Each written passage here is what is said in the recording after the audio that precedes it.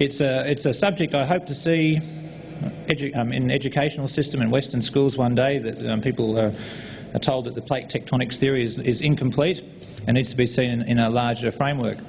So that was the reason I've got Dr. James Maxlow over here from Western Australia. He's internationally recognised in this field. He's part of a huge network of people researching such things. He's here today to show you visually and tell you all the mechanics of why and how our Earth has been expanding and where it's going. Please give James a big, warm Nexus Conference welcome, James Maxlow.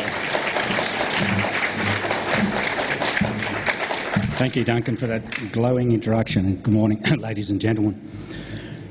I guess my contribution to this conference today is to move away from the metaphysical side of science to the more physical sciences, and this is my speciality, of course, Earth expansion. My background is that I'm a geologist, and I've been working in the mining industry for all of my working career, mainly looking for that dumb yellow metal, as we all seem to want and admire. I currently operate through Terra Consultants, my own company in Perth, Terra Consultants. And I guess my interest in Earth expansion stems from about 1980, when I came across a little book by the late Professor Sam Warren Carey, who's the father of, considered the father of Earth expansion.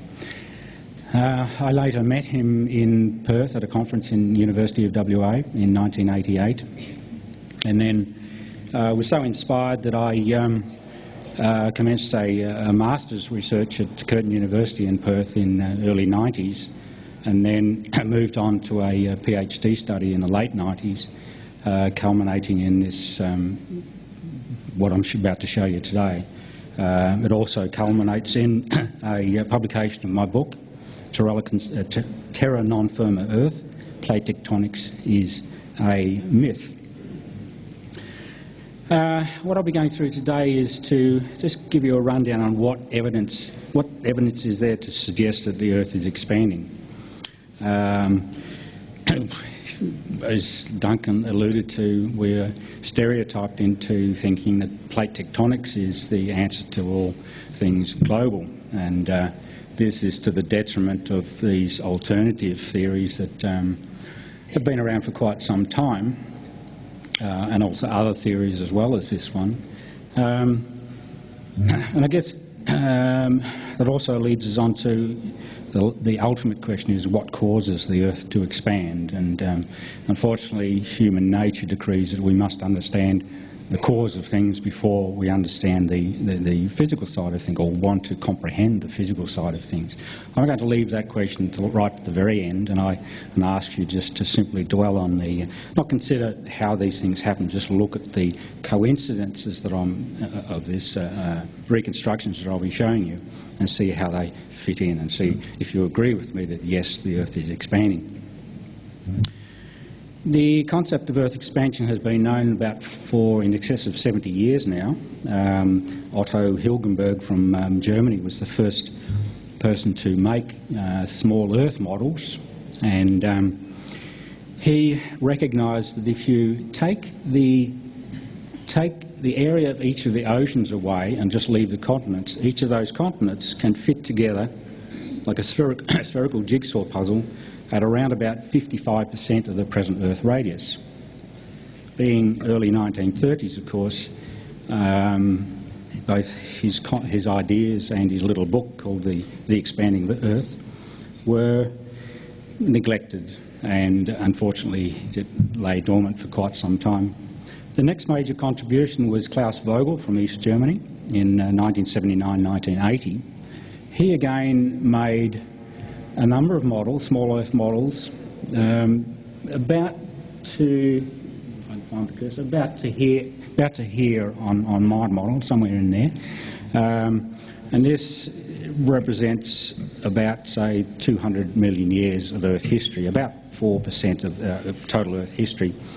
Klaus was fortunate that in that mapping of the oceans was just starting to become available, and he was able to quantify his models using this data, and also our concept of plate tectonics was firmly established in that we now understood that, yes, the continents could move around the Earth. In Hilgenberg's days, it was considered the Earth was fixed, all the continents were fixed. And I'll just digress slightly. In Hilgenberg's day, in fact, right up until maybe even present day, a lot of people consider that the continents and ocean crusts are one and the same, and the oceans are simply oceanised continents. In other words, continental crust covered in water. And this is, as I'll show you, this is just simply not true. My own research comprises a series of 24 models, 5 of them shown here, but we'll get to that later. 23 from the present day, this one here, back to the beginnings of Earth history, 4,600 million years ago. And then one model also projected to the future, 5 million years into the future. This research has been, I've been very fortunate. This research coincides with modern, huge, big global data sets in geology, geography, geophysics and so on. And also coincides with modern computer technology and software and animations, as I'll show you here.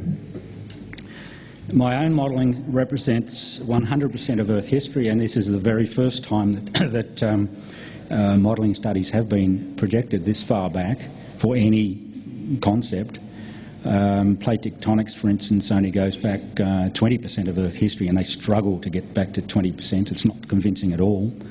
Yep, and as I mentioned before, this culminates in publication of my book, as we'll deal with later.